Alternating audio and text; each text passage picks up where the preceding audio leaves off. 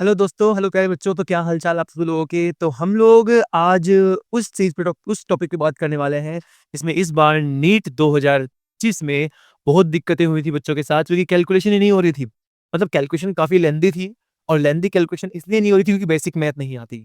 हमको बच्चों से मतलब इतनी-इतनी गलतियाँ हो रही थी कि 10s की पावर 2 इंटू 10s की पावर 8 इसमें मल्टीप्लाई करने में भी बच्चे गलती कर रहे थे। ठीक है? तो हमको बेसिकली आज उस बेसिक मैथ की चर्चा करनी है। ठीक है? भाई साहब, फिजिक्स आँखों का धोखा है और इसने इस बार सबको लूटा है, ठीक है? तो हर कोई नहीं बचा है इसमें, सब लुटे गए हैं फिजिक्स के चक्कर के अंदर। क्योंकि फिजिक्स में पहली बात तो फिजिक्स को 3-4 सालों से लोग सिंपल समझ रखे थे कि यार बहुत सिंपल फिजिक्स आती है, ठीक है? और आराम से हो जाती है। बट इस बार एनटीए वालों ने दिखा दिया है कि भाई साहब फिजिक्स में दम है और वो दम हम अब देखने वाले हैं। अच्छा, बेसिक मैथ्स की चर्चा आज करने वाले, जैसा कि आपको बोर्ड पे दिख रहा होगा कि हम लोग बेसिक मैथ की चर्चा करेंगे। हम लोग बेसिक मैथ पढ़ने वाले हैं। बेसिक मैथ के अंदर बेसिकली जैसे कि हम लोग थोड़ा बहुत ट्रिग्नोमेट्री का टच लेंगे। जैसे कि अगर इसमें बात करना चाहें तो हम लोग एक तो ट्रिगोनोमेट्री का टच लेंगे। ट्रिग्नोमेट्री के अलावा हम लोग इसके अंदर अलजेब्रा सीखेंगे, ठीक है? अलजेब्रा की बातें करेंगे। हम लोग इसमें कोऑर्डिनेट्स निकालना सीखेंगे। कोऑर्डिनेट्स की बातें होगी, कोऑर्डिनेट्स की चर्चा करेंगे। कोऑर्डिनेट्स के अलावा इसके अंदर हम लोग एपी एंड जीपी की बातें करेंगे। फिर थोड़ी-सी लॉग की बातें होंगी। इसके अलावा हम लोग थोड़ी-सी यूनिट्स एंड डायमेंशंस की बातें करेंगे। डायमेंशन एनालिसिस वगैरह भी सीखेंगे बेसिक मैथ के अंदर। अच्छा, उसके अलावा और क्या सीखेंगे? अच्छा, इसके अलावा इसमें हम लोग ग्राफ्स वगैरह बनाना सीखेंगे। ग्राफ्स से क्या-क्या डील होता है, ग्राफ में हम स्लोप कैसे निकालते हैं। हम लोग इंटीग्रेट करना सीखेंगे चीज़ों को, इंटीग्रेशन क्या होता है। हम लोग डिफरेंशिएशन करना सीखेंगे कि डिफरेंशिएशन कैसे होता है। तो ये सारी चर्चाएँ हम लोग इस लेक्चर में करने वाले हैं।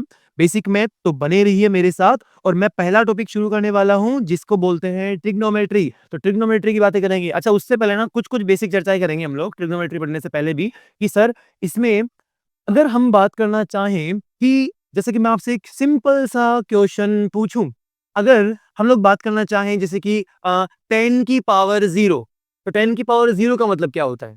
तो 10 की पावर 0 का मतलब हो जाएगा 1। किसी भी नंबर की पावर अगर 0 हो तो उसकी जो वैल्यू होती है वो 1 होती है। जैसे कि अगर मान लो मैं बोलूं e की पावर 0, इसकी वैल्यू कितनी हो जाएगी? 1। अच्छा, अगर मैं बोलूं 1 करोड़ की पावर 0, तो वो भी कितनी हो जाएगी? वो भी हो जाएगी 1। ठीक है? तो सब की अगर किसी की पावर 0 हो तो उसकी वैल्यू हो जाती है 1। लेकिन अगर मैं तुमसे पूछूं कि 0 की पावर 0 ये कितना होगा? भाई साहब, ये 1 नहीं होगा। 0 की पावर 0 कितना होता है? 0 होता है। अरे 0 की पावर कुछ भी हो, वो तो 0 ही होगा ना यार। तो 0 की पावर 0 तो 0 ही होता है। अच्छा ठीक है, ये बेसिक बातें थी, तो सर हमने थोड़ी-सी चर्चाएँ की।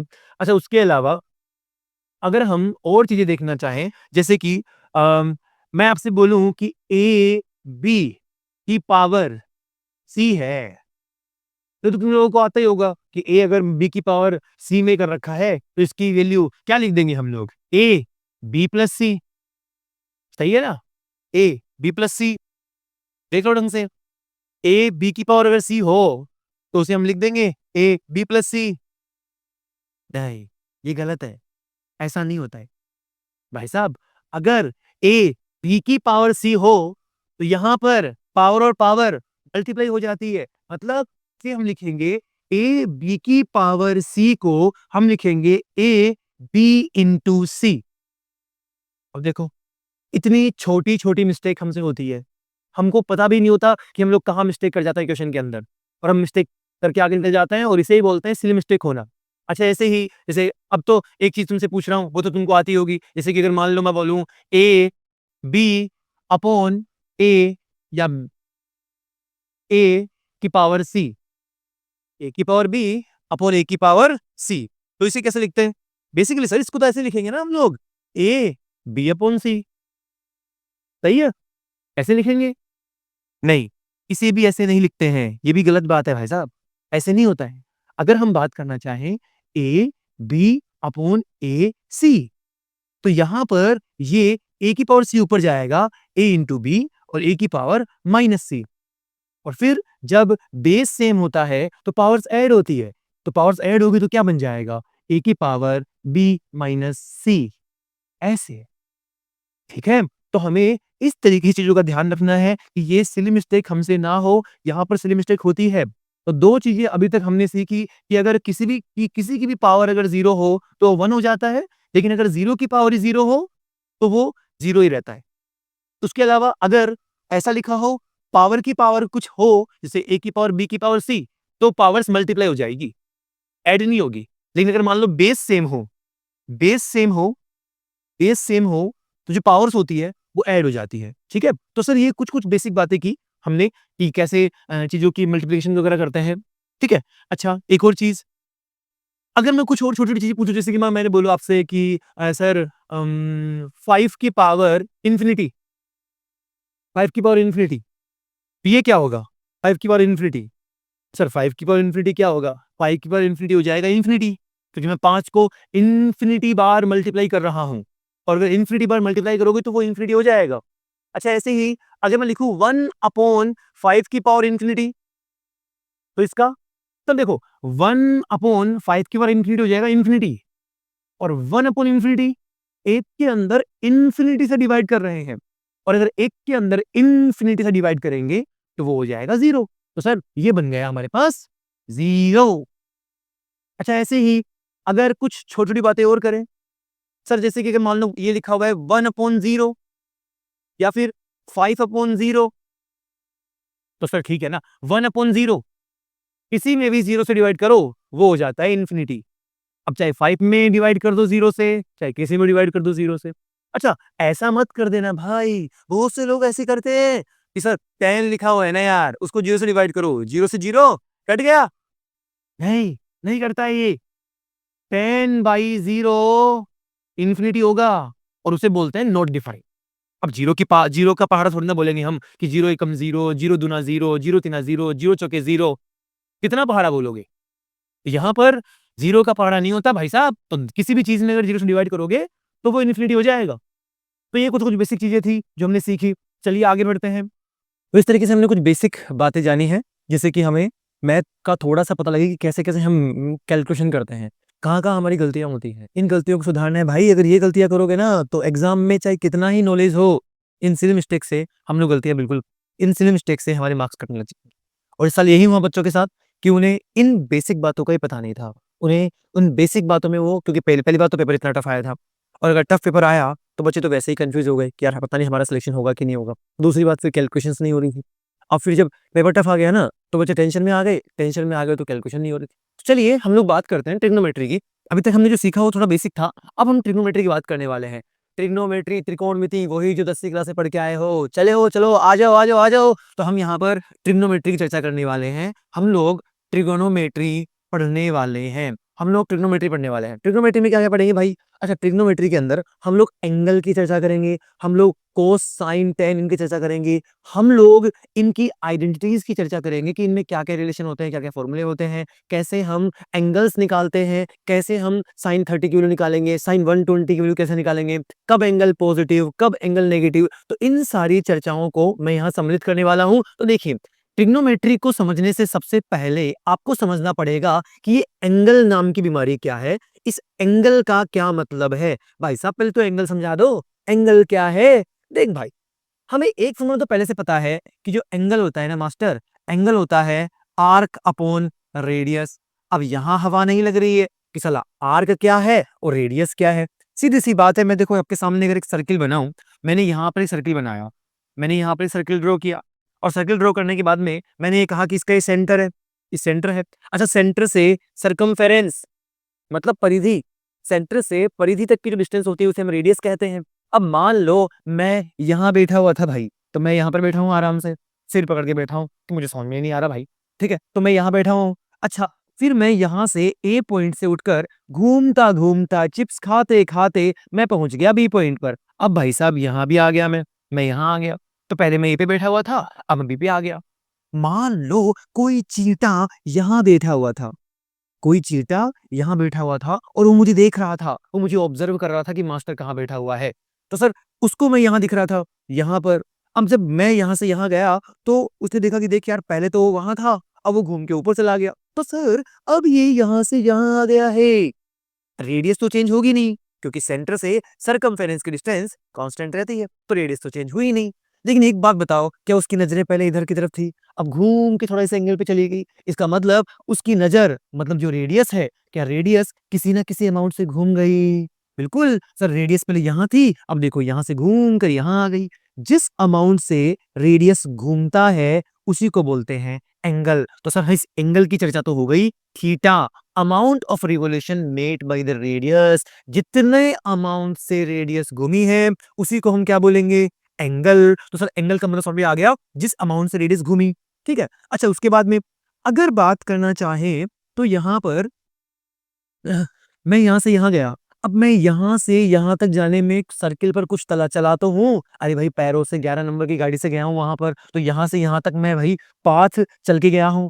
सर्किल पर ट्रेस किया गया पाथ आर्क होता है, तो ये है आर्क। सर्किल पे तू कितना चला? अब एक बात समझ, अगर तू एक पूरा चक्कर काट के आ गया, मान लो यहां से घूमकर मैं यहीं आ गया, एक पूरा चक्कर काट के आ गया, एक पूरे चक्कर में तू कितना चला? एक पूरे चक्कर में मास्टर मैं 2 पाई आर चला। और क्या 2 पाई आर को सरकमफेरेंस कहते हैं? ठीक है, तो 2 पाई आर सरकमफेरेंस है सर्किल की। सर्किल पर पूरा 2 पाई आर घुमा है एक चक्कर के अंदर, पर मैं तो यहां से यहां गया हूं, एक चक्कर तो मैंने काटा ही नहीं, तो उसको बोलते हैं आर्क। सर्किल पे जब तू चला उसी को बोलेंगे आर्क, और रेडियस हो गई नीचे, तो sir theta equals to arc upon radius. ये बेसिक सा फॉर्मूला है। हमें आर्क का मतलब पता लग गया, हमें रेडियस पहले से पता थी, हमें एंगल का मतलब पता लग गया कि एंगल का मतलब होता है रेडियस कितनी घूमी। ठीक है, अच्छा ठीक है भाई साहब।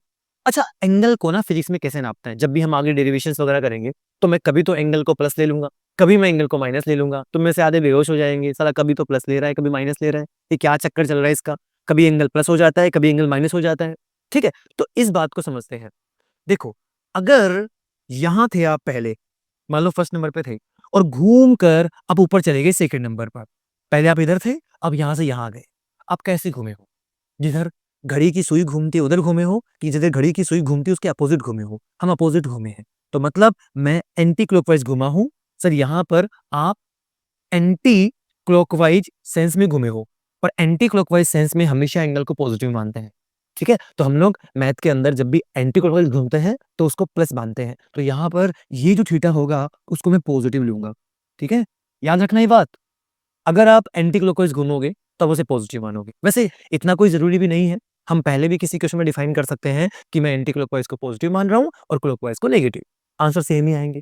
अच्छा समझ लो, अगर आप यहाँ थे और फर्स्ट पॉइंट पे थे, आप यहाँ चले गए सेकंड पॉइंट पर, तो आप ऐसे घूमे हो। अब आप जो थीटा घूमे हो वो नेगेटिव घूमे हो, क्योंकि यहाँ पर आपने क्लॉकवाइज सेंस रखा है। तो याद रखना, क्लॉकवाइज सेंस का मतलब नेगेटिव एंगल, और एंटी क्लॉकवाइज सेंस का मतलब पॉजिटिव एंगल। क्या ये सबको क्लियर है? हमें एंगल निकालना आना चाहिए, आर्क अपॉन रेडियस। हमें ये पता होना चाहिए कब एंगल को पॉजिटिव और कब एंगल को नेगेटिव मानते हैं। ठीक है, बहुत बढ़िया, बहुत शानदार। चलिए आगे बढ़ते हैं। तो अब ये देखना है कि सर एंगल को नापते किस में है? हम तो बोलते हैं 20 डिग्री, 30 डिग्री, 45 डिग्री, 60 डिग्री। इसका मतलब एंगल को डिग्री में नापते हैं। देखो यार, जब भी तुम लोग लेंथ नापते हो तो तुम मीटर में नापते हो, तुम किलोमीटर में नाप सकते हो, तुम सेंटीमीटर में नाप सकते हो, तुम पिकोमीटर में नाप सकते हो, तुम फेकोमीटर में नाप सकते हो, तुम नैनोमीटर में नाप सकते हो। तो बहुत सारी यूनिट्स हैं जिसमें हम उन चीज़ों को नापते हैं। तुम टाइम को नापोगे तो सेकंड में, हॉवर में, या फिर लाइट ईयर्स में नापोगे, ठीक है? या फिर हॉवर्स में नापोगे, मिनट्स में नापोगे, सेकंड्स में नापोगे। ऐसे ही अगर आप मान लो आपको मास नापना है, तो आप मास को द्रव्यमान को किस में नापोगे? केजी में, या फिर ग्राम में, या मिलीग्राम में। तो बहुत सारी यूनिट्स होती हैं। ऐसे ही अगर हम एंगल की बात करना चाहें, तो एंगल की जो यूनिट्स की चर्चा अगर मैं करूँ, तो एंगल को हम नापते हैं बेसिकली डिग्री में। हमने आज तक डिग्री में ही नापा है। जैसे तुमने एग्जाम्पल लिखा होगा कि sir 30 degree, 60 degree, 90 degree, 135 degree. तो जो ऊपर गोला लगाता है ना, उसको हम डिग्री बोलते हैं। माना कि तुम्हें ये सारी बातें क्लियर हैं, 10th क्लास में तुम पढ़ के आए हो, बस मैं इसको पूरा रिवाइज करवा रहा हूँ अभी कि क्या-क्या हमारे फिजिक्स में आगे काम आएगा। तो सर यहाँ पर ऐसे नापते हैं हम लोग। लेकिन बेसिकली फिजिक्स के अंदर फिजिक्स के अंदर हम डिग्री में नहीं नापेंगे। फिजिक्स के अंदर हम इसकी एसआई यूनिट्स नापेंगे, और एसआई यूनिट जो होती है वो होती है रेडियन। तो याद रखना, हम लोग रेडियन में नापेंगे। जब भी हम फिजिक्स में एंगल को नापेंगे तो हम रेडियन में नापेंगे, हम लोग डिग्री में नहीं नापेंगे। अगर आपने डिग्री में थीटा रख दिया तो आपका क्वेश्चन गलत होने के चांसेस बहुत बढ़ जाएंगे। अगर आपने theta equals to arc upon radius के फॉर्मूले के अंदर अगर आपने एंगल को डिग्री में रख दिया, तो भाई साहब सोचो कि आप समझ लो कि आपका क्वेश्चन गलत हो गया। वो सिली मिस्टेक वही हो गई। तो ये सिली मिस्टेक नहीं करनी है, हमें ऐसा ही यूनिट रेडियन में नापनी है। वैसे इसकी अदर यूनिट्स भी होती है। अगर मैं इसकी अदर यूनिट्स की बात करना चाहूँ, अदर यूनिट्स जैसे कि सर एक तो डिग्री होती ही है, तो खुद एक तो डिग्री इसकी अदर यूनिट है, ये ऐसा यूनिट नहीं है। ऐसे ही हम इसको रिवोल्यूशन में भी नापते हैं। रिवोल्यूशन का मतलब हो गया चक्कर, कितने चक्कर लगाया आपने। अब वो चक्कर और ये चक्कर अलग है भाई यहाँ पर, ठीक है। अब कितने चक्कर बनाए नहीं, कितने चक्कर लगाए, ठीक है, इसको रिवोल्यूशन में नापते हैं। अब एक बात सोचो, अगर आप किसी सर्किल पे एक चक्कर काट के आ गए, मान लो आप लोग किसी सर्किल पर यहाँ थे और आप एक चक्कर काट के आ गए, तो बताओ क्या आपने 360 डिग्री का एंगल इंसिडेंट किया है? बिल्कुल, 360 डिग्री का एंगल इंसिडेंट कर दिया। तो एक चक्कर में 360 डिग्री होते हैं, दो चक्कर लगा दिए तो 360 मल्टीप्लाई टू 720 डिग्री। ऐसे ही हम जब चक्कर बढ़ाते जाएंगे, रिवोल्यूशन बढ़ाते जाएंगे, तो हमारे एंगल्स बनते जाएंगे। आधा चक्कर, आधा चक्कर काट के आए तो सर अगर आधा चक्कर काटे हो मतलब यहीं पहुंचे हो, तो ये एंगल कितना हो गया? 180 डिग्री, ठीक है। तो ये एक चक्कर, दो चक्कर, आधा चक्कर, पौन चक्कर, ठीक है, एक चौथाई चक्कर, 3/4 चक्कर, तो इन चक्करों से हम लोग एंगल निकाल सकते हैं। ऐसे ही एक अदर यूनिट्स भी आती है जिसको हम मिनट बोलते हैं। ये लो मास्टर, मिनट और सेकंड तो टाइम की यूनिट होती है, फिर आपने यहाँ पर इसको एंगल की यूनिट क्यों बता रहे हो? बेसिकली एंगल को ही कभी कभी मिनट और डिग्री में भी नाप, मिनट और सेकंड में भी नापते हैं। एंगल को मिनट और सेकंड में भी नापते हैं, और मिनट का डिनोटेशन होता है एक डंडा, ऊपर एक डंडा लगा देते हैं। जैसे कि मैं बोलूं एग्जांपल, कभी कभी कहा लिखा होगा 2 मिनट, 3 मिनट, तो ये एक डंडा है ना, ये एंगल को बताता है 2 मिनट, 3 मिनट। एक बात याद रखना, मिनट के अंदर एक डिग्री में 60 मिनट एंगल होता है।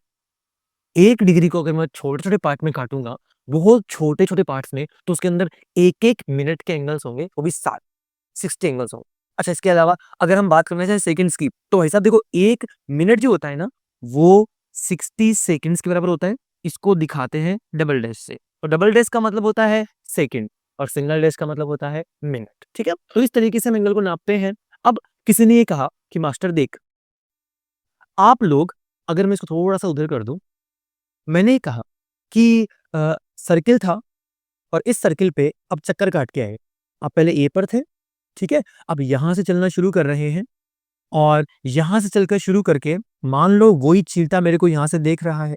तो चीटा मेरे को यहां से देख रहा है भाई साहब कि हाँ मास्टर चक्कर काट रहा है सर्किल पे। तो अगर चीटा मुझे देख रहा है, मान लो मैं एक चक्कर यहां से काट कर वापस यहीं आ गया, मैं एक चक्कर काट के आ गया। एक चक्कर काटने में चींटे ने कहा कि मेरे को फिजिक्स आती है, तो चींटे ने कहा देख मास्टर, पहले तू यहाँ था, अब घूम के यहाँ आया, तो तूने सेंटर पर 360 डिग्री का एंगल इंसिडेंट किया है, ठीक है। तो यहाँ पर जो एंगल बना है वो 360 डिग्री का एंगल इंसिडेंट हुआ है। अब तुम कहोगे सर ये बात तो ठीक है, 360 डिग्री का एंगल बनता है, लेकिन अभी अभी किसी ने फॉर्मूला पढ़ा कि सर फॉर्मूला बताया था आपने कि अगर आपको एंगल निकालना हो तो आप आर्क में रेडियस से डिवाइड कर दो, इससे भी तो एंगल निकल जाएगा ना। और अगर आप सर्किल पे घूम रहे हो तो कुछ ना कुछ आर्क तो बन ही रहा है। अब अगर आर्क बन रहा है तो बताओ कितना आर्क बना। तो एक रिवोल्यूशन में अगर आप घूम कर यहीं आए तो बताओ कितना घूमे आप, क्या आप पूरी बार सरकमफेरेंस पे घूम लिए, और पूरी की पूरी सरकमफेरेंस होती है 2πr। तो सर अगर मैं यहां से एंगल निकालना चाहूं, 2πr अपॉन आर, आर से आर कैंसिल, कितना आया? 2π। ये तो दिक्कत हो गई। चीटा कह रहा है कि 360 डिग्री घुमा हो, और तुम कह रहे हो कि 2π घूमे हो, ये तो सेम सेम तो आ ही नहीं रहा है। कोई कह रहा है एक चक्कर के अंदर सेंटर पे 360 डिग्री का एंगल इंसिडेंट हुआ है, और कोई कह रहा है कि एक चक्कर काटने के अंदर 2π का एंगल इंसिडेंट हो रहा है। बेसिकली वो दोनों सही कह रहे हैं, आप भी सही कह रहे हैं, और वो चींटा जो हमारा चींटा है वो भी सही कह रहा है। बेसिकली बस नापने का फर्क है, यूनिट्स का फर्क है। चीटा नाप रहा है डिग्री में, और आपको एंगल नापना आता है, आप नाप रहे हैं रेडियन में। बेसिकली यहां से ये जो एंगल निकलता है ये निकलता है रेडियन में, मतलब ये है रेडियन। बेसिकली देखो यार, मैं यहां से अगर यहां चल के जाऊं और मैं बोला कि मैं ना 1 मीटर चला, अब किसी ने कहा नहीं नहीं नहीं 1 मीटर नहीं चला, तू 100 सेंटीमीटर चला है, बात तो बराबर ही है। क्या 1 मीटर और 100 सेंटीमीटर बराबर ही होते हैं? ठीक है, तो इसका मतलब हम चाहे 360 डिग्री बोले चाहे 2π रेडियन बोले, वो बराबर ही है। तो मुझे एक बात समझ में आई यहाँ पर कि 360 डिग्री और 2π रेडियन बराबर ही होते हैं, चाहे 360 डिग्री बोल लो, चाहे 2 पाई रेडियन बोल लो, ये दोनों बराबर ही होंगे, ये अलग-अलग चीजें नहीं है। ये बात ध्यान रखना है कि 360 डिग्री और 2 पाई रेडियन दोनों सेम ही चीज है। 360 डिग्री और 2 पाई रेडियन दोनों सेम ही चीज है। चलिए अब थोड़ा आगे और डिटेल में बढ़ते हैं। हमने ये जाना कि देख मास्टर, तूने कहा कि 360 डिग्री और 2 पाई रेडियन, इस ससुरे दोनों एक ही चीज है। तो अगर एक ही चीज है, तो अगर मैं यहां से 1 डिग्री की वैल्यू निकालना चाहूं, 1 डिग्री की वैल्यू कैसे निकालेंगे? सर यहाँ पे देखो 360 डिग्री है, वहां रेडियन है, 2 से काटो तो 180 बन जाएगा। तो 180 डिग्री में कितने रेडियन? पाई रेडियन हुए। तो सर 180 डिग्री में पाई रेडियन, अच्छा 180 डिग्री में पाई रेडियन हुए। तो अगर मैं यहाँ से, अच्छा कोई कुछ भी नहीं होता तो 1 तो होता है ना यार, तो मैं यहाँ से 1 रख लूंगा, 180 को उधर ले जाऊंगा, तो यहाँ बना 1 डिग्री में कितना रेडियन? Pi by 180 radian. मुझे एक बात पता लगी कि साला 1 डिग्री में पाई बाई 180 रेडियन होता है। अब मैं तुमसे पूछूं 2 रेडियन में, 2 डिग्री में कितना होता है? तुम 2 से मल्टीप्लाई कर दोगे, 2 से मल्टीप्लाई कर दो इसको। 3 रेडियन में कितना होता है? 3 से मल्टीप्लाई कर दो। 30 डिग्री में कितना होता है? 30 से मल्टीप्लाई कर दो। ये तो बिल्कुल वही हो गया कि सर अगर 2 रुपए में 4 टॉफियां आती है, 2 रुपए में 4 टॉफियां आती है, तो 4 रुपए में कितने आएंगे? ऑब्वियसली 8 आएंगी, डबल हो जाएंगी। तो सर यहाँ पर अगर मैं आपके सामने सिंपल सा एग्जांपल कहूं कि 30 डिग्री को रेडियन में कन्वर्ट करो, हमको इतना पता है 1 डिग्री में पाई बाई 180, तो 2 डिग्री में पाई बाई 180 इंटू 2, 3 डिग्री में पाई बाई 180 इंटू 3, तो 30 डिग्री में 30 डिग्री के अंदर हो जाएगा 30 degree into pi by 180 degree. 3 से 3 जीरो जीरो कैंसिल, 3 से कटेगा 6 बार, कितना आया? Pi by 6 radian. तो याद रखना 30 डिग्री में पाई बाई 6 रेडियन होता है। ऐसे में कई एंगल्स को कन्वर्ट कर सकता हूं डिग्री से रेडियन में।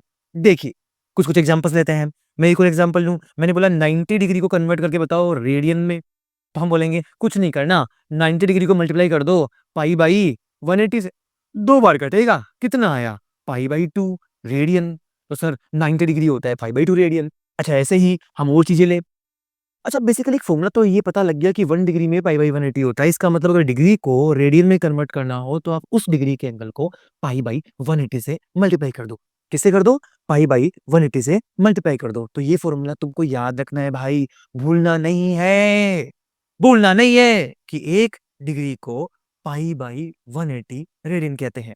अच्छा ठीक है, तो और एग्जांपल्स लेते हैं। अच्छा और एग्जांपल लेने से पहले कुछ और चर्चा कर लेते हैं। देखिए मैंने ये कहा कि यार देख सीधी सी बात है कि 360 डिग्री 2 पाई रेडियन के इक्वल होता है। तो अगर मैं 1 रेडियन की निकालना चाहूं, 2 को नीचे लेकर जाओ, पाई को नीचे लेकर आओ, तो सर ये बन जाएगा 1 radian equals to 360 degree upon 2 pi. Okay तो यहां से 2 से काटो, कितना बनेगा? 180 अपॉन पाई डिग्री। ये मैंने गलत लिख दिया है यहां से, 180 ये हो गया। मतलब 1 रेडियन में 180 बाई पाई, दोनों सेम फॉर्मूले हैं, मिलते जुलते हैं। अगर आपको 1 डिग्री की वैल्यू निकालनी हो, पाई बाई 180 रेडियन, और अगर आपको 1 रेडियन की वैल्यू निकालनी हो तो वो जाएगा 180 अपॉन पाई डिग्री। तो सर मुझे रेडियन से डिग्री में निकालना आ गया, मुझे डिग्री से रेडियन में कन्वर्ट करना आ गया। ठीक है, बहुत बढ़िया, बहुत शानदार, बहुत मजा आया रे बाबा। आगे बढ़ते हैं। जैसे कि अगर मान लो मैं तुमसे एक एग्जांपल पूछूं, अभी अभी हमने सीखा पाई बाई 6, ये रेडियन का एंगल है। अगर मैं इसे पूछूं पाई बाई 3, ये रेडियन का एंगल है, और इसे कन्वर्ट कर दो डिग्री में, तो अगर मैं रेडियन के एंगल को डिग्री में कन्वर्ट करना चाहूं, डिग्री को रेडियन में कन्वर्ट करना सीख लिया रे बाबा, लेकिन अगर मैं रेडियन से डिग्री में कन्वर्ट करना चाहूं, किससे मल्टीप्लाई करेंगे? 180 बाई पाई से मल्टीप्लाई कर दो। तो अगर मैं पाई बाई 3 को मल्टीप्लाई करूं 180 बाई पाई से, पाई ने पाई को मार डाला, 3 से कटेगा 6 बार, तो 60 डिग्री आ गया भाई। मतलब पाई बाई 3 रेडियन होता है 60 डिग्री। आई होप कि आपको डिग्री से रेडियन और रेडियन से डिग्री में कन्वर्ट करना आया। ठीक है, जैसे कि अगर और एग्जांपल लें, मैंने यहां पर और एग्जांपल लिया, मैंने बोला 2 पाई बाई 3 ये रेडियन में है, क्योंकि जब पाई आता है ना एंगल्स के साथ तो वो रेडियन में होता है। और डिग्री पहचान जाओगे, ऊपर गोला लगा होगा जीरो, तो वो जो जीरो होता है वो क्या होता है? वो होता है डिग्री।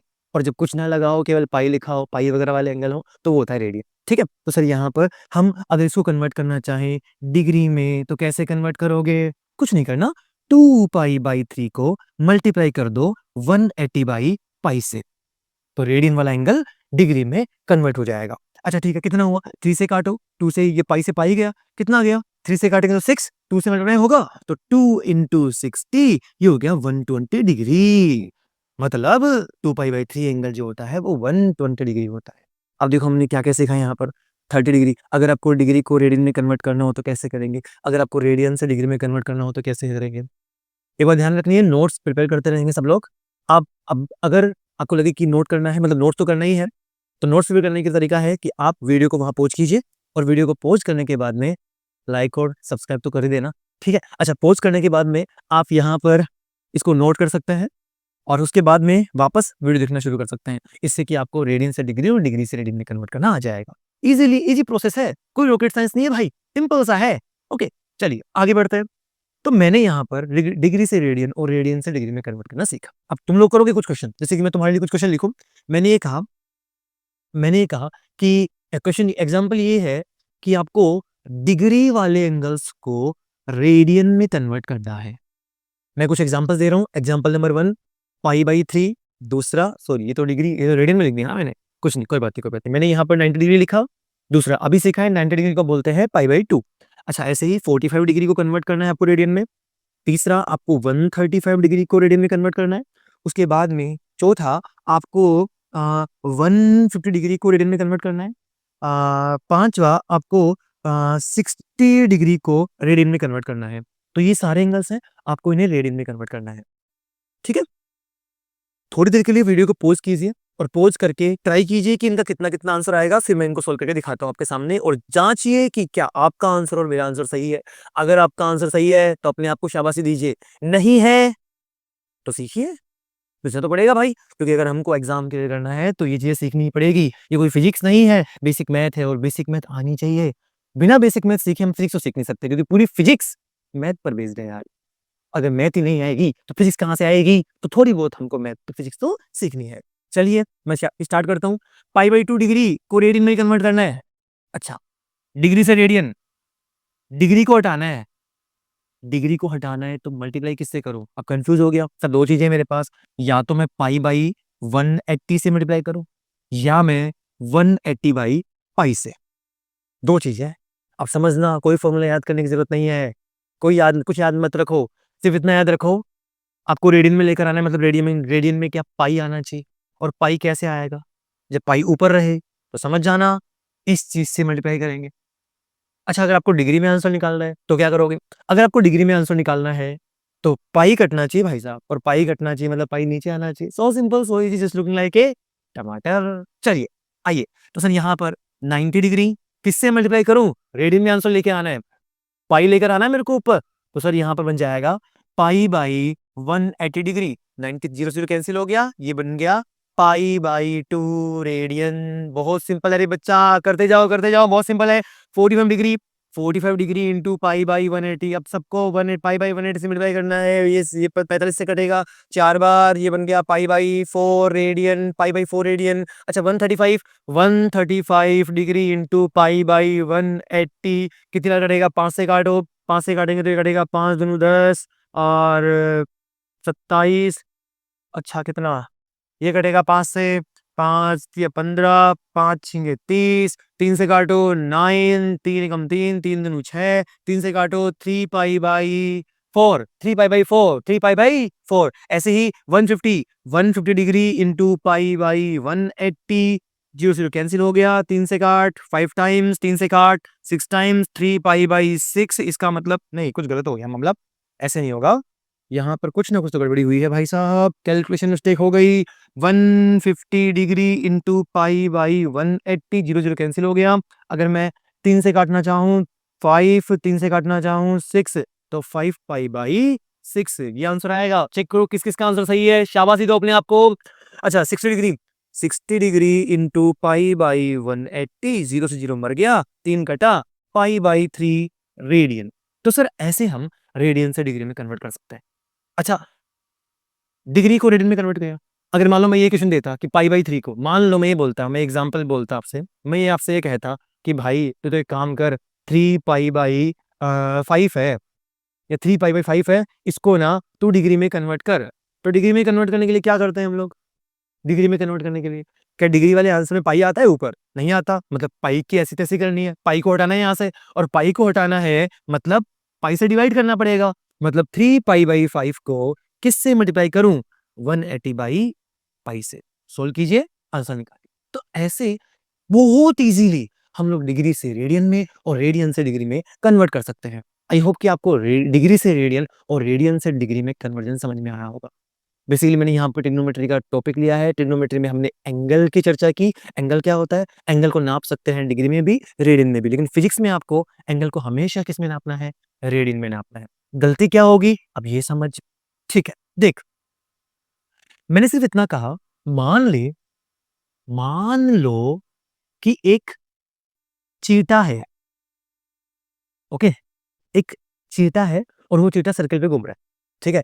चीता जो है वो सर्किल पे घूमा, सर्किल पर घूमा, और मुझे ये कहा कि सेंटर पर 60 डिग्री एंगल बनाया। चीता जो है वो सर्किल पे घूमा, यहां से यहां चला गया और कितना एंगल बनाया? 60 डिग्री। मान लेते हैं रेडियस जो है वो 2 मीटर है। मुझसे पूछा बताओ सर्किल पे कितना चला, मतलब आर्क पूछा है आपसे, ठीक है। तो आपसे ये पूछा है बताओ वो सर्किल पे चला कितना, आर्क पूछा है आपसे। आर्क निकाल दो भाई साहब, आर्क कितना हुआ? मुझे आर्क निकालना है, मुझे तो आर्क निकाल के बताओ। अब जल्दीबाजी में क्या मिस्टेक होती है, हम लोग ये बोलेंगे सॉल्यूशन। अरे यार क्या मजाक कर रहे हो यार, ये कोई क्वेश्चन है क्या यार, हमको पता है angle equals to arc upon radius. बच्चे जब तक हम बच्चे थे, सिक्स क्लास में पढ़ लिया था ये तो, angle equals to arc upon radius, ये क्या पढ़ा रहे हो आप? अच्छा, यहां से अगर मैं आर्क निकालना चाहूं तो arc equals to theta into radius. अच्छा, थीटा कितना? 60 डिग्री। रेडियस कितना? 2 मीटर। कितना आया? 120 मीटर। लो आंसर आ गया। गलत हो गया। क्यों गलत? क्या हुआ इसमें? क्या गलत किया? सब कुछ तो कैलकुलेशन तो ठीक ही है। 60 को 2 से मल्टीप्लाई करेंगे तो 120 तो आएगा ना। ये गलत हो गया। गलत क्या हुआ अब ये देखना। इसमें गलती क्या हुई? इसमें गलती क्या हुई ये देखना। इसमें गलती क्या हुई ये देखना। गलती ये हुई, यहां पर जो एंगल, इस फॉर्मूले के अंदर जो एंगल लिखते हैं वो एंगल लिखते हैं हम रेडियन में, और तूने किस में लिख डाला? डिग्री में। आंसर गलत आएगा। क्यों गलत है चेक कर। अगर मैं ये कहूं यहां से पार्टिकल घूमकर अगर चीटा यहां जाता तो क्या 2 पाई आर चलता? चेक कर, 2 पाई आर, 2 इंटू पाई की वैल्यू 3.14, आर की वैल्यू 2 मीटर, 2 2 जा 4, 4 को 3 से मल्टीप्लाई करेंगे लगभग 12 समथिंग कुछ आएगा, तो लगभग 12 के समथिंग आंसर आएगा, 12.5 मान लो, 12.5 मीटर लगभग। मतलब पूरे सर्किल की सरकमफेरेंस ही 12 मीटर है, और तुम कह रहे हो कि वो चीटा ससुरा यहां से चल के यहां गया और 120 मीटर चल लिया। ये 120 मीटर है, कतई पॉसिबल नहीं है। अनर्थ हो गया, पाप हो गया, नरक में भी जगह नहीं मिलेगी इससे। तो फिर क्या गलती की हमने? फिर गलती ये की कि आपने यहाँ पे एंगल किस में रख दिया? डिग्री में। डिग्री में एंगल नहीं रखना है, एंगल रखना है रेडियन में, क्योंकि फिजिक्स में हम ऐसा यूनिट्स काम में लेते हैं, और ऐसा यूनिट्स में हम क्या लिखेंगे? रेडियन में एंगल लिखेंगे। तो यहाँ पर सही तरीका क्या होगा? सही तरीके तो गलत हो गया, तो गलत है भाई साहब, गलत है एकदम, खतरनाक गलत कर दिया आपने। तो सही तरीका क्या है? सही चीज देख, सही चीज होगा एंगल को रेडियस से मल्टीप्लाई करेंगे तो आर्क आएगा, बट एंगल को हमें 60 डिग्री को रेडियन में कन्वर्ट करके लिखना है। और अब भी सीखा क्या 60 डिग्री को बोलते हैं पाई/3 इंटू रेडियस कितनी? 2। तो आंसर आया, जो आर्क हमारा आया वो आया 2 पाई/3। 2 इंटू 3.14 अपॉन 3, लगभग कटेगा 1.3 टाइम्स, और 1.3 टाइम्स हो जाएगा तो हो जाएगा 4.6 मीटर, लगभग 4.6 मीटर।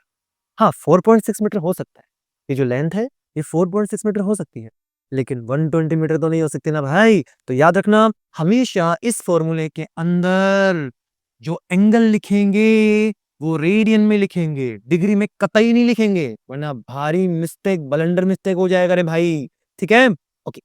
तो आप नोट कर लीजिए, इसको वीडियो को पॉज कीजिए और इसे नोट कीजिए। इससे पहले वाली स्लाइड भी मैं वापस खोल देता हूं, आप इसको भी नोट कीजिए, इन क्वेश्चंस को भी नोट कीजिए।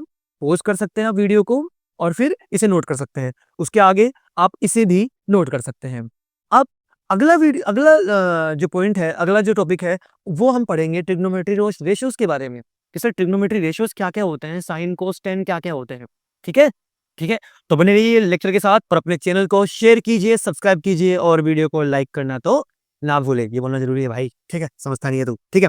चला, तो चलिए फिर स्टार्ट करते हैं ट्रिग्नोमेट्री रेशियोज़ समकोण त्रिभुज में लगने वाले त्रिकोणमिति अनुपात, ठीक है? तो चलिए बात करते हैं ट्रिग्नोमेट्री रेशियोज़ की। ट्रिगोनोमेट्रिक रेशियोज़, ठीक है? ट्रिग्नोमेट्री रेशियोज़ होते हैं साइन, कॉस, टैन वगैरह, वगैरह, वगैरह। तो साइन, कॉस, टैन वगैरह की चर्चा हमें करनी है।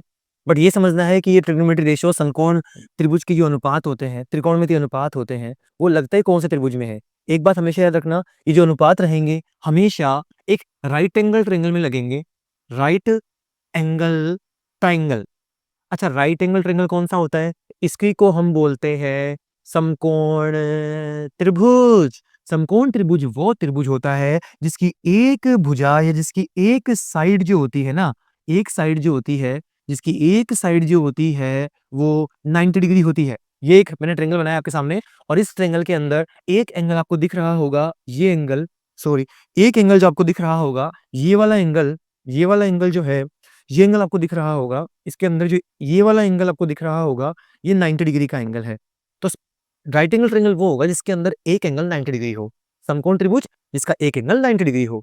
अच्छा, इसके अंदर जो सबसे बड़ी साइड होती है, उसको बोलते हैं, हम हिंदी में बोलते हैं कर्ण और इंग्लिश में बोलते हैं हाइपोटेनियस। तो उसको मैं एच से डिनोट कर रहा हूँ, हाइपोटेनियस से, ठीक है? अच्छा, अगर मान लो हम इस एंगल की चर्चा करें, ये है थीटा, के एंगल के हिसाब से बेस और परपेंडिकुलर चेंज होते हैं, क्योंकि जिस एंगल के सामने, अच्छा, एंगल के सामने जो बैठा होता है ना, वो होता है परपेंडिकुलर, इसको हिंदी में बोलते हैं लंब, ठीक है? और एंगल के जस्ट पास वाली जो साइड होती है, इसके पड़ोस वाली साइड, वो होती है आधार, उसको हम बोलते हैं बेस। तो सर ये है बेस, ये परपेंडिकुलर, बेस को बोलते हैं हिंदी में आधार। तो यहाँ पर समकोण त्रिभुज मतलब राइट एंगल ट्रायंगल के अंदर ही ट्रिग्नोमेट्री रेशियोज काम में आते हैं। अब कैसे काम में आते हैं, इसकी चर्चा करते हैं। सर यहाँ पर ना, अच्छा, इसी ट्रायंगल के अंदर एक और चीज हमें याद है sir, Pythagoras theorem. Pythagoras theorem क्या कहती है? सर, परपेंडिकुलर का स्क्वायर प्लस बेस का स्क्वायर, आधार का स्क्वायर प्लस प्लस लंब का स्क्वायर इक्वल्स टू हाइपोटेनियस का स्क्वायर। ये वो थ्योरम है जो हमको बचपन में ही बता दी गई थी, क्योंकि ये थ्योरम बहुत काम आने वाली है। अच्छा ठीक है, आगे बढ़ते हैं। देखो सर, ट्रिग्नोमेट्री रेशियोज क्या क्या होते हैं? ट्रिग्नोमेट्री रेशियोज होते हैं जैसे कि साइन थीटा, जैसे कि कॉस थीटा, जैसे कि टेन थीटा। अब बेसिकली हमको तीन रेशियोज याद रखने हैं, क्योंकि अगले जो 3 रेशियो हैं वो तो इनका उल्टा है भाई, कि अगर तुमको निकालना हो कोट थीटा तो ये होता है 1/tan थीटा। अगर आपको निकालना हो सेक थीटा तो ये होता है 1/cos थीटा। अगर आपको निकालना है कोसेक थीटा तो ये होता है 1/sin थीटा। तो ये सब चर्चाएं हैं। मतलब आपको साइन की चर्चा करनी है, आपको कोस की चर्चा करनी है, टेन की, कोट, सेक और कोसेक। बेसिकली अगर इनकी चर्चा समझ में आ गई तो ये तो इनके उल्टे होते हैं, तो जस्ट उल्टे करते जाओ, ये निकलते जाएंगे। अच्छा, साइन क्या होता है? साइन होता है परपेंडिकुलर अपॉन हाइपोटेनियस। कोस क्या होता है? Base upon hypotenuse. टेन क्या होता है? टेन होता है परपेंडिकुलर अपॉन बेस। तो ये कुछ कुछ माइनर चीजें हैं जो 10th क्लास से तुमको याद है, ठीक है? इसमें मेरा कोई रोल नहीं है, ये तुमको पहले से ही याद है, बस मैंने यहाँ थोड़ा रिवीजन रिवीजन करवा रहा हूँ, ताकि वो बच्चे जो 10th से मूविंग है, उनको भी सारी फिजिक्स समझ में आ सके, और वो बच्चे जो अभी नीट की तैयारी कर रहे हैं या 12th पास आउट है और नीट की तैयारी करने का सोच रहे हैं, उन्हें बेसिक मैथ क्लियरिटी से आए, ताकि उनकी फिजिक्स बढ़िया हो जाए। क्योंकि फिजिक्स के अंदर बच्चा क्या ज़रूरी है, हमें बेसिक मैथ आनी चाहिए। मैथ ही नहीं आएगी, तो फिर फिजिक्स बढ़िया नहीं हो सकती, ठीक है? चलिए, अब साइन थीटा की बात करना चाहें। सर एक बात बताओ, अगर मैं इसको नंबरिंग दे दूँ, मैं इसको नंबरिंग दे रहा हूँ ए, बी और सी। तो ज़रा बताना, अगर मैं साइन थीटा की बात करूँ, तो साइन थीटा होता है perpendicular upon base, perpendicular upon base, perpendicular upon base. Perpendicular कितना है? ए बी, और बेस कितना है? B C. Sorry, perpendicular base नहीं होता, परपेंडिकुलर अपॉन हाइपोटेनियस। तो परपेंडिकुलर अपॉन हाइपोटेनियस, हाइपो कितना है? अगर हाइपो की बात करना चाहें तो हाइपो हो जाएगा हमारे पास ए और सी। अच्छा, ऐसे ही अगर cos थीटा की चर्चा करना चाहें, cos थीटा बेस, बेस कितना है? बी एंड सी, और हाइपोटेन्यूज कितना है? AC। ऐसे ही tan थीटा की बात करना चाहें, tan थीटा हो जाएगा परपेंडिकुलर अपॉन बेस, परपेंडिकुलर कितना? AB, बेस कितना? B और C। तो सर ये बेस हो गया। लेकिन अगर मान लो हमें ये चीज बोली होती कि अगर ट्रेंगल के अंदर, अगर ट्रेंगल ऐसा होता सर, ट्रेंगल अगर ऐसा होता, ऐसा ट्रेंगल होता, और उसके अंदर ये तो 90 है, सब बच्चा जानता है ये 90 है, ठीक है, तो ये तो 90 है, ये एंगल तो 90 डिग्री है। अच्छा ये हाइपो है, लेकिन अब परपेंडिकुलर बेस कौन सा, एंगल के सामने परपेंडिकुलर होता है, तो अगर मान लो एंगल ये, तो ये परपेंडिकुलर, और अगर एंगल ये फाई, तब ये, अगर मैं नाम देना चाहूँ वापस ए बी और सी की, तो अब ये सामने, एंगल के सामने जो होता है ना, वो होता है परपेंडिकुलर, एंगल के सामने जो होता है वो होता है परपेंडिकुलर, और एंगल के साइड में जस्ट साइड वाला वो होता है बेस, ठीक है। तो इसके अंदर अगर हम साइन थीटा की बात करना चाहें, तो साइन थीटा जो हो जाएगा वो हो जाएगा परपेंडिकुलर अपॉन हाइपोटेनियस, परपेंडिकुलर कितना, बी सी, अपॉन हाइपोटेनियस कितना, ए सी। ऐसे ही आप कोस थीटा भी निकाल सकते हैं, ऐसे ही आप टेन थीटा भी निकाल सकते हैं। तो यहाँ और यहाँ देखिए डिफरेंट डिफरेंट है, ये चीज किस पे डिपेंड करती है, एंगल पे। एंगल के सामने हमेशा क्या होता है, एंगल के सामने हमेशा परपेंडिकुलर होता है, और एंगल के पास में बेस होता है, और सबसे बड़ी साइड होती है हाइपोटेनियस। तो ये ध्यान रखना, ये ध्यान रखना जरूरी है, क्योंकि इसके बिना क्वेश्चन गलत हो जाएगा। अब ठीक है, हमें ये बेसिक बात समझ में आई। अच्छा कुछ कुछ आइडेंटिटीज है जो हमें याद रखनी है। देख पहले एक आइडेंटिटी क्या है, आइडेंटिटीज आइडेंटिटीज हमको याद रखनी है। जैसे कि पहली आइडेंटिटी, अरे सर बचपन वाली, sine square theta plus cos square theta equals to 1। Simple, जिस दिन पैदा हुए थे उसी दिन बता दीजिए डॉक्टर साहब ने कि sine square theta plus cos square theta equals to 1 होता है, याद रखना वरना दिक्कत आ जाएगी आगे, ये होती है। अच्छा दूसरी चीज, 1 plus tan square theta equals to sec square theta, एक आइडेंटिटी ये होती है, 1 plus tan square theta equals to sec square theta, ठीक है। तो ये आइडेंटिटी हो गई। तीसरी आइडेंटिटी और है, 1 plus cot square theta equals to cosec square theta. तो ये तीन आइडेंटिटी है, याद रखनी है। वैसे तो हमारी यही काम आएगी, ये तो कभी काम ही नहीं आएगी, बट फिर भी मेरी एक नैतिक जिम्मेदारी है कि आपको ये आइडेंटिटीज भी बताऊं। अब जैसे कि आपसे क्वेश्चन कैसे पूछा जाएगा, मान लो आपसे क्वेश्चन पूछा, आपसे ये कहा, याद कर 10वीं क्लास वाले क्वेश्चन, आपसे ये कहा कि if sine theta equals to 3/5, sine theta 3/5 है भाई, तो find out other trigonometry ratios, trigonometric ratios. आपको साइन थीटा की वैल्यू दे दी 3/5, और आपसे पूछा है कोस क्या है, टेन क्या है, सेक क्या है, कोट क्या है, ठीक है, कोसेक क्या है, ये सब पूछी है। अच्छा इससे देखते ही हम कोसेक तो निकाल सकते हैं, कोसेक कितना हो जाएगा 5/3। मेथड नंबर 1 पे अगर मैं इसको सोल्व करना चाहूं, तो एक मेथड तो हमारे पास ये है, एक मेथड तो हमारे पास ये है कि भाई साहब देखो साइन दे दिया, कोस निकाल लो, साइन दे दिया तो कोस निकाल लो। साइन से कोस कैसे निकलेगा, ये रहा। अगर मैं इस आइडेंटिटी से थोड़ा सोल्व करना चाहूँ, तो यहाँ से कोस स्क्वायर थीटा क्या बन जाएगा, 1 माइनस साइन स्क्वायर थीटा, और कोस थीटा क्या हो जाएगा, रूट में 1 minus sign square theta. Basically यहाँ से कोस थीटा निकाल सकता हूँ मैं, तो बताओ यहाँ पे अगर मैं कोस थीटा निकालना चाहूँ तो कितना आएगा, यह आएगा रूट में 1 माइनस साइन स्क्वायर थीटा, इसका स्क्वायर करो 9/25, एलसीएम लो, रूट में 25/9 अपॉन 25, क्योंकि 25 एलसीएम आ गया, ऊपर आ जाएगा 16 का रूट अपॉन 25, ये हो जाएगा 4/5। तो हमारे पास साइन आ गया, कोस आ गया।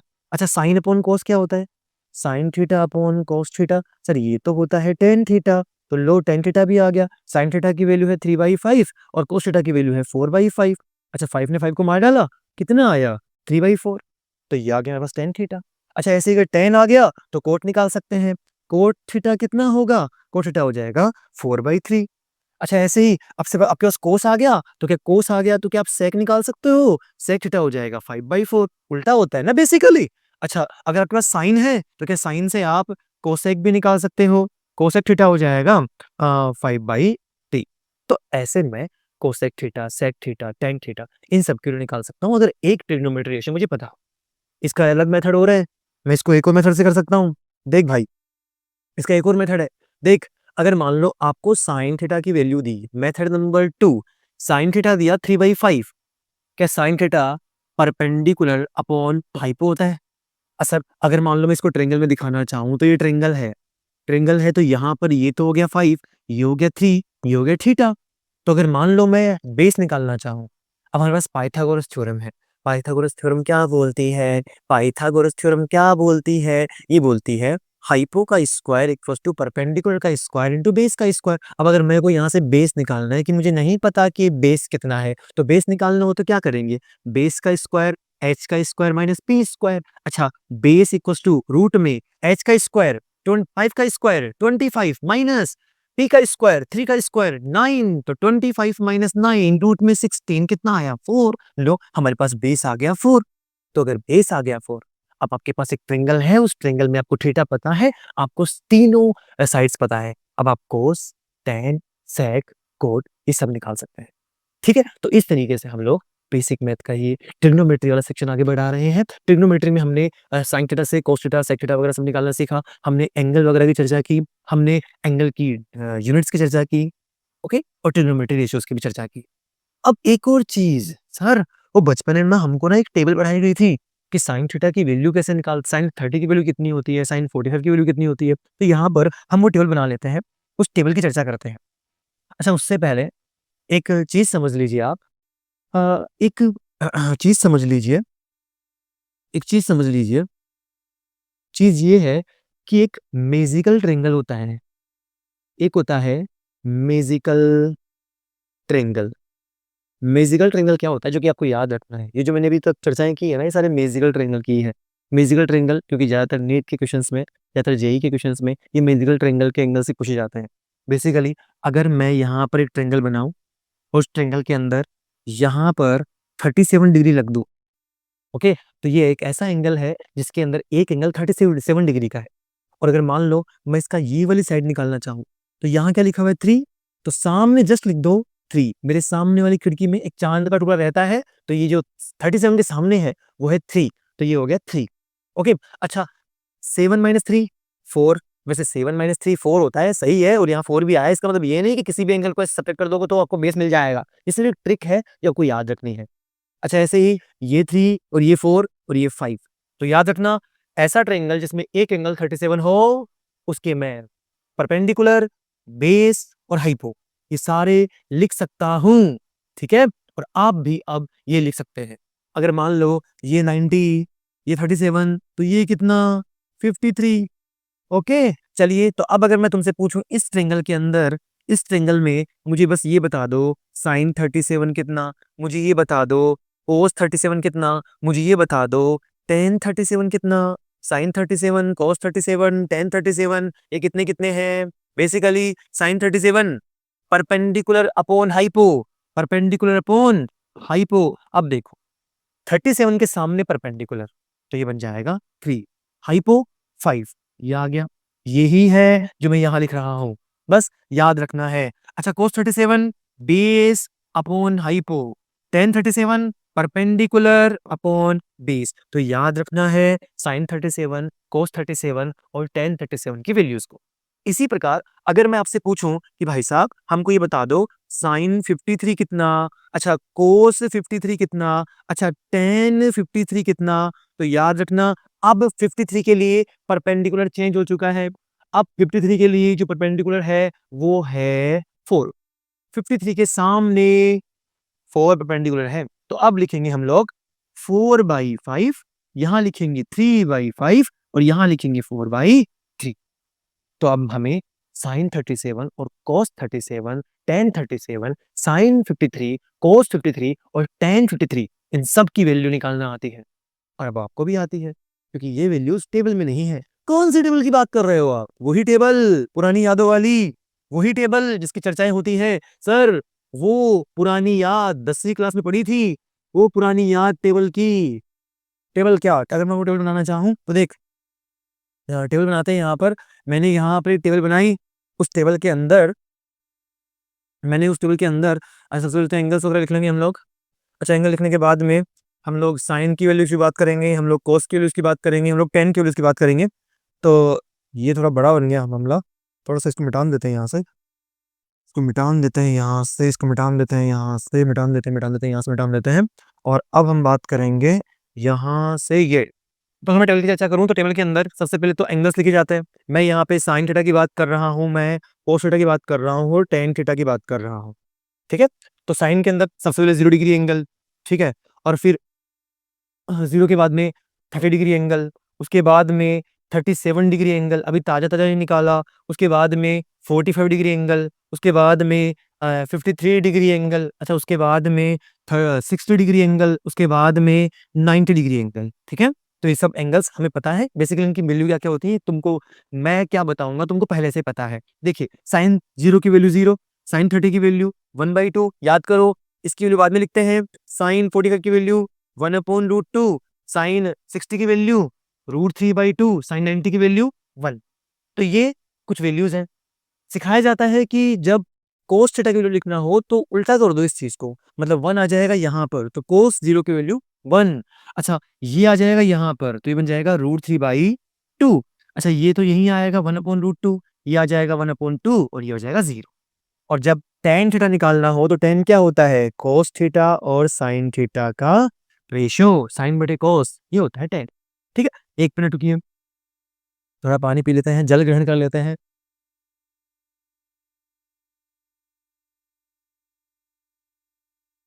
अ, देखिए, tan की वैल्यू कैसे निकालेंगे? 0/1 0, 0 में 1 से डिवाइड करो, 0 ही आएगा, क्योंकि 0 में आप 1 से डिवाइड कर रहे हो। 1 को कितने से मल्टीप्लाई करोगे कि 0 आ जाए? 0 से। अच्छा, 1/2 को √3/2 से डिवाइड करो। 1/2 डिवाइडेड बाई √3/2, ये 2 कैंसिल हो गया, ये बच गया 1/√3, तो यहाँ आएगा 1/√3। अच्छा, यहाँ पर 1/√2 से 1/√2 कैंसिल, 1 आ गया, तो याद रखना tan 45 की वैल्यू 1 होती है। ऐसे ही ये 2 से 2 कैंसिल हो जाएगा, √3 आ जाएगा। इसको 1/0, अब देखो यार, 0 को अगर 0 से अगर किसी भी वैल्यू को डिवाइड करोगे ना, तो वो इन्फिनिटी आता है।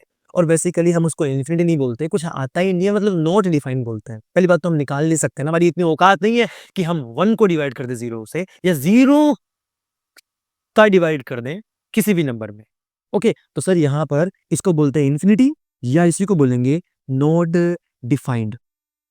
डिफाइंड ही नहीं है भाई, डिफाइन नहीं कर सकते हम लोग, ठीक है? तो यहाँ पर 1/0 आया, इन्फिनिटी या नॉट डिफाइंड। अब अगर आपको साइन से कोसेक निकालना हो तो कोसेक कर दो 1/sin, तो वो मैंने नहीं बनाया क्योंकि वो पता है साइन का उल्टा होता है कोसेक, कोस का उल्टा होता है सेक, और टेन का उल्टा होता है कोट। तो ये बेसिक टेबल है।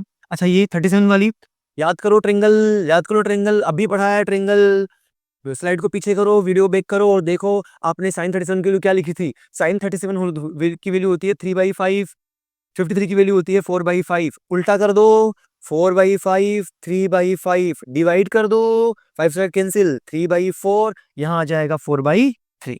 तो इस तरीके से हमारी जो टेबल है वो पूरी होती है। और ये टेबल ज्यादातर काम आएगी, लेकिन अगर मान लो कहीं आपसे पूछ लिया साइन 120 बता दो, आल्यो साइन 120 तो टेबल में है ही नहीं, ये टेबल यही खत्म हो जाती है या आगे भी चलती है? चलती है ना सर, 90 से आगे 180 तक जाती है, 180 से आगे 270 तक जाती है। अच्छा, 270 से आगे ये 360 तक भी जाती है, 360 से वापस घूम के आती है ऊपर। तो फिर तो दिक्कत हो गई। तो फिर अब हमें इससे आगे समझना पड़ेगा एएसटीसी रूल। अब हम आज की क्लास को यहीं खत्म करते हैं और अगले लेक्चर में हम लोग एएसटीसी रूल और उसकी चर्चाएं करेंगे। अब ये एएसटीसी एसटीसी करना क्या होता है, उसमें मैं आपको सिखाऊंगा कि साइन 120 की वैल्यू कैसे निकालेंगे, क्योंकि टेबल में तो नहीं है। मैं आपको सिखाऊंगा tan 330 की वैल्यू कैसे निकालेंगे, मतलब 90 से जो बड़े एंगल्स है ना, उनकी वैल्यू कैसे निकालेंगे। पूरे धैर्य से सुनने के लिए आप सभी लोगों का धन्यवाद और मैं क्लास को यहीं एंड कर रहा हूं। अब अगले वीडियो में मिलते हैं इससे आगे वाले टॉपिक के साथ, ठीक है? एएसटीसी के साथ आगे हम एएसटीसी करना सीखेंगे और बेसिक मैथ को कंटिन्यू करेंगे। तो अभी बेसिक मैथ के लेक्चर चलेंगे, उसके बाद में अच्छा साथ साथ मैं क्या कर रहा हूँ कि इसी के साथ साथ 12th के लेक्चर्स भी अपलोड करता रहूंगा, ताकि जो बच्चे 12th में हैं उन्हें 12th में भी सहायता मिल सके, और जो बच्चे अभी 10th से 11th में गए हैं उनके लिए बेसिक मैथ से पूरी 11th कवर की जाएगी अपनी वीडियोस में, पूरी 12th की कवर की जाएगी, और वो भी नीट और जेईई लेवल से। तो बने रहिए अपने मोहित सर के साथ और इसी तरीके से आपका सपोर्ट देते रहिए। प्लीज अपने चैनल को शेयर कीजिए, सब्सक्राइब कीजिए और वीडियो को लाइक करना ना भूलें। Thank you very much.